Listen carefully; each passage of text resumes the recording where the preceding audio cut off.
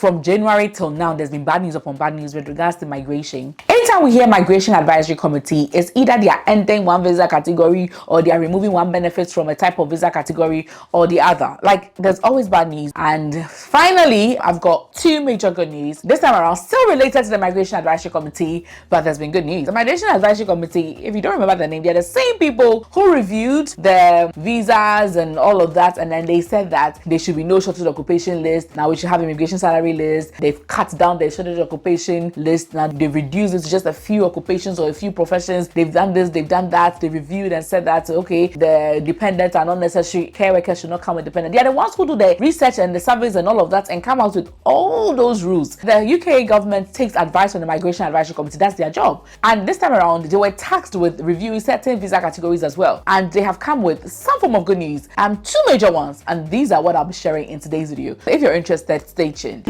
Stop that.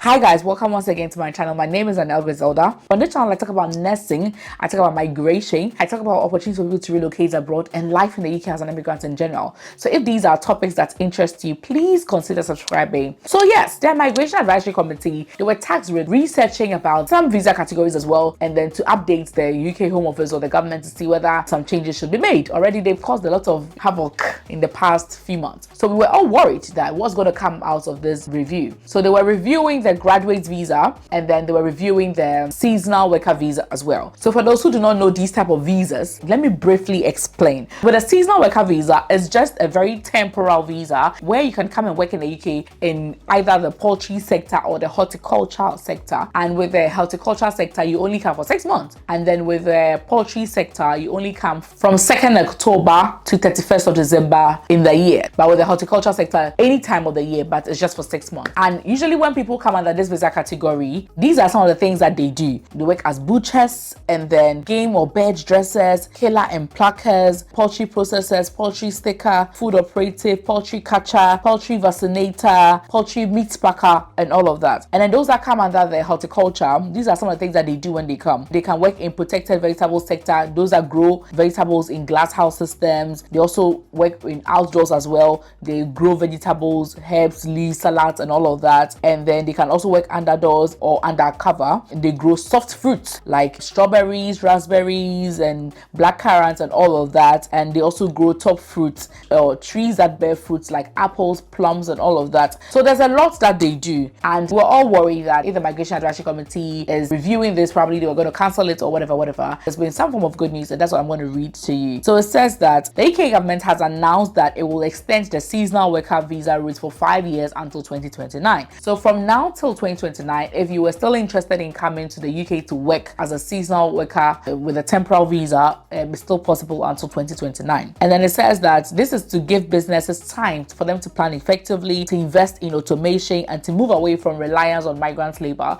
So they're just using this period to plan well for this whole sector. This says 43,000 visas will be available to the horticultural sector in 2025, with another 2,000 visas for poultry. So further detail of the number of visas available from 2026 to 2029 will be communicated later in the summer. So it says that although there's been a reduction of about 2,000 visas, in addition to removing extra 10,000 visas potentially available if sector demand is required. But now they are saying that in 2025, they are making available 43,000 visas for people to come into this country for horticulture, and another 2,000 visas for people who are coming to work in the poultry sector. So in all, about 45,000 visas in 2025. However, they haven't made mention of the number of visas they are making available from 2026 to 2029, but that one they said it will be communicated later. There's been a reduction because earlier the number that was allowed every year was way more than this. There's been a reduction of 2,000 visas, and usually they always put a standby of 10,000 visas for this particular visa category on standby, so that if the sector demands it, then they would issue up to 10,000 visas. They've removed that 10,000 visas, and then the 2,000, and now it's only 43,000 for horticulture, and then 2,000 3,000 for poultry for the year 2025. However, the number of visas that they plan to issue in the coming years after 2025, that one they said they'll communicate to us later. So they are working on making the whole sector very attractive, and then also delivering regional recruitment strategies to support job seekers into roles, and then to move away from relying on migrant labor for these sectors. They're making it more attractive so that local people will be interested in working in these sectors. So the Migration Advisory Committee's ongoing inquiry into seasonal worker visa routes is due to be published in summer 2024. So there'll be a more detailed review about this, but so far this is what we have, and I think it's not so much of a bad news. 2,000 visas for the poultry sector is a huge deal. So you still have the opportunity if you're interested in coming from now until 2029. And so I would say keep searching such visas. You should be over 18 years old. There's a minimum amount of money that you should have in your account before you're eligible. I'll leave the amount here on the screen as well. And then also you have to get a sponsorship from an employer. These are licensed employers,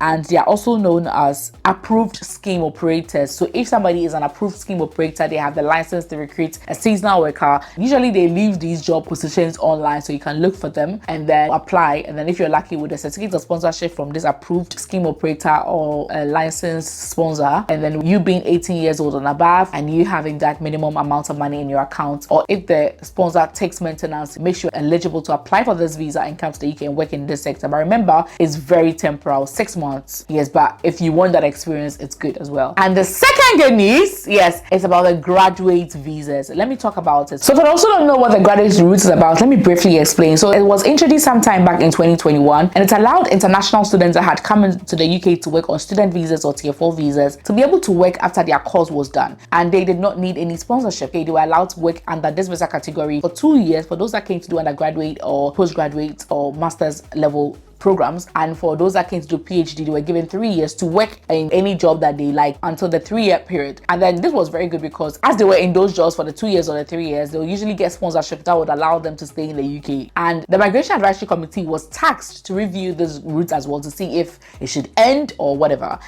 or they should make changes to it. So they did the review, and that's what the good news is. Okay, so apparently they're saying that after reviewing the evidence, our conclusion is clear. They are saying the graduate route has broadly achieved and continues to achieve the objectives that they set by the government. We therefore recommend that the route remains in place in its current form. So they said they found no evidence of any significant abuse of the graduate route. By abuse, they meant deliberate non-compliance with immigration rules. So, however, we do have concerns over the use of recruitment agents by universities in markets and providing misleading information to prospective international students. Whilst we recognize that the sector has introduced a voluntary framework to address these concerns based on experience of voluntary schemes within the immigration system, there is insufficient evidence that this voluntary code will prove effective against deliberate poor practice. They are saying that they have not seen any serious breach with immigration rules with this particular sector, the graduate route. So international students who are still coming to the UK can still stay for 2 years after graduation to work in UK companies without any sponsorship, and those that came to do PhD, they can stay for up to 3 years without any sponsorships, and hopefully within that time they would find a better thing to do. So this is good. And they said that with the university, some recruitment agents are giving some misleading information, blah blah blah, but they will look into that. Another thing that I liked so much is that they said any additional restrictions on the graduate route will likely further exacerbate the decline in international students numbers. So obviously, because now international students are no longer allowed to bring dependents, blah blah blah, this year loads of people did not apply to universities in the UK. What were they expecting? Obviously, lots of people were not willing to come. So they know that if they make any further restrictions on this type of visa, there'll be nobody coming from outside to the UK. They've clearly stated that here, that any additional restrictions on the graduate route will likely further exacerbate the decline in international student numbers. This is a competitive market, and students that are planning to study abroad, unsurprisingly, exhibit flexibility over country choice. Obviously, the UK makes a lot of money from international students. International students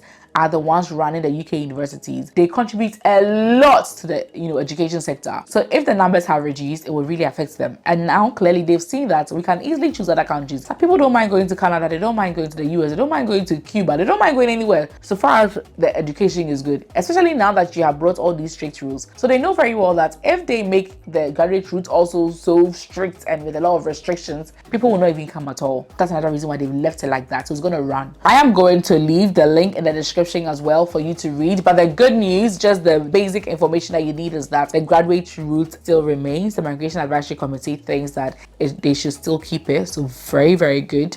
And then as well, the seasonal worker visa is going to run till 2029. And there are 43,000 visas for the horticulture sector in 2025 and 2,000 visas available for the poultry sector in 2025. And further information regarding how many visas in the subsequent years will be relayed to us this summer. So I think these are the major great news about UK visas that I have for you. Let me know what you think in the comment section. Thank you so much for watching. Bye.